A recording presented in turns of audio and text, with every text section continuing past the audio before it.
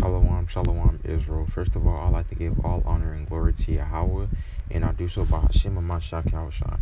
Second of all, I'd like to give double honor and glory to the elders who taught us the truth and paved the way for us to come to grow in the truth. Also, I'd like to give a hearty shalom to the brethren who are diligent in the truth, seeking after righteousness and flee from the lust and cares of this world. And this video will be about love, like not love for the heathen, because although you although you can or can not, like what it's your option to hate the heathen or not, we're commanded to love our brethren.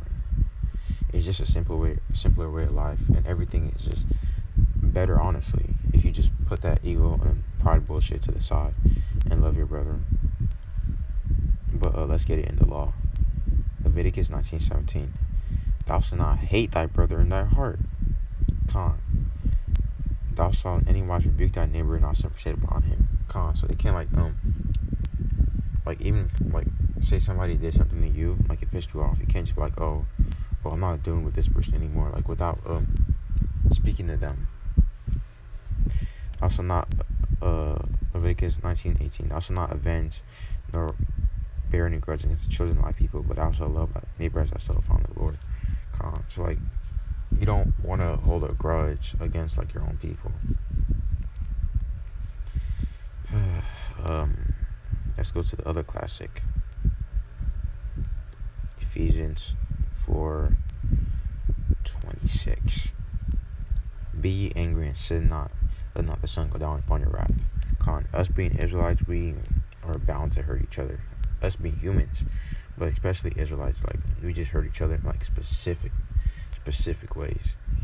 But what's it called? We as much as a brother hurts you, you gotta realize, oh, that's my Israelite brethren. Let me be mad as all as I can, but before the sun goes down, let me let this shit go.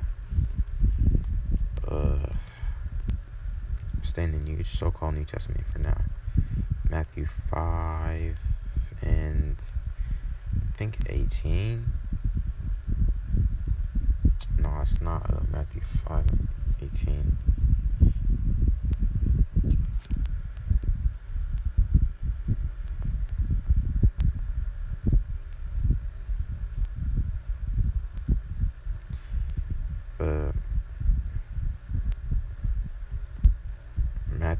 Matthew 18:22, I believe. Start at verse 21. Then came Peter, or his Hebrew name was Shemaiah, or Simeon/Simon in the so-called English, and said, Lord, how oft shall my brother sin against me, and I forgive him? Till 7 times. Verse 22, Yahushua said unto him, I say not unto thee until 7 times, but until 70 times 7 times. Now Yahushua saying, after the 498th time, you can be like, oh, I'm not dealing with you anymore. May the Most High destroy you and kill you. Nah, you can't do that. You always gotta that's just 7, and then 70, numbers of completion, just a complete amount of time, an infinite amount of time. Verse 23, therefore is the king,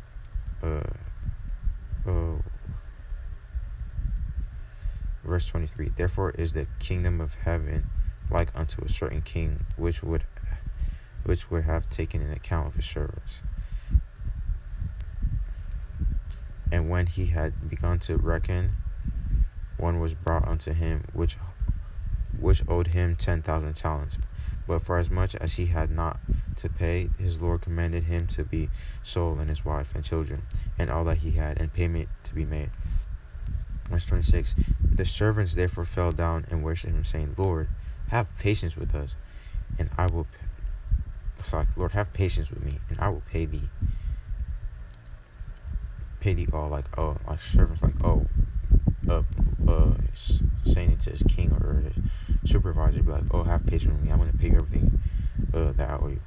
Verse 27, then the Lord of that servant was moved with compassion and loosed him. Then the Lord of that servant was moved with compassion and loosed him and forgave him his debt. But the same servant went out and found out of his fellow servants which owed him 100 pence, and he sat and slaked, and he laid hands on him and took him by the throat, saying, Pay me that thou owest. Verse 29. His fellow servant fell down at his feet and beside him, saying, Have patience with me, and I will pay thee all. And he would not, but went and cast him into prison till he should pay the debt. So when his fellow servants saw that what was done, they were very sorry, and came and told unto their Lord all that was done. Then his Lord, after that he had called him, said unto him, O thou wicked servant, I forgive thee all thy debt, because thou desirest me. So his supervisor, like, you wicked nigga, I forgave you everything. I forgave everything that you did to me, or all the things that you owe me. Verse 33. Shouldest not thou also have compassion on thy fellow servant, even also as I pity on thee? So like his supervisor or Lord is like, oh, I'm having grace on you. Why can't you have grace on your brother that owes you when you owe me?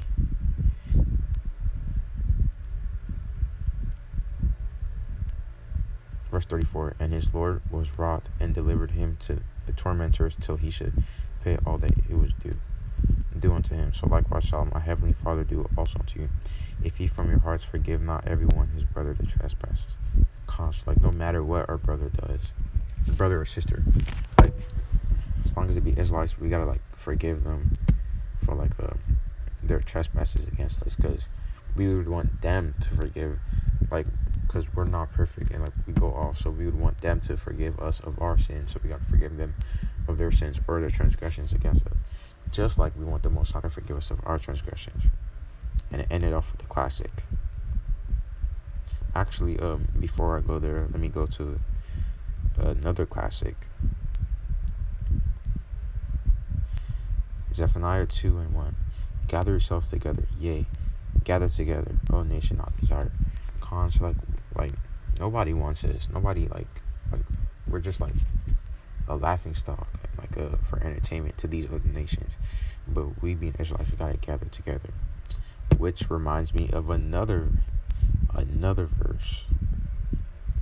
Genesis 49 and I believe 1 or 2. Genesis 49:1.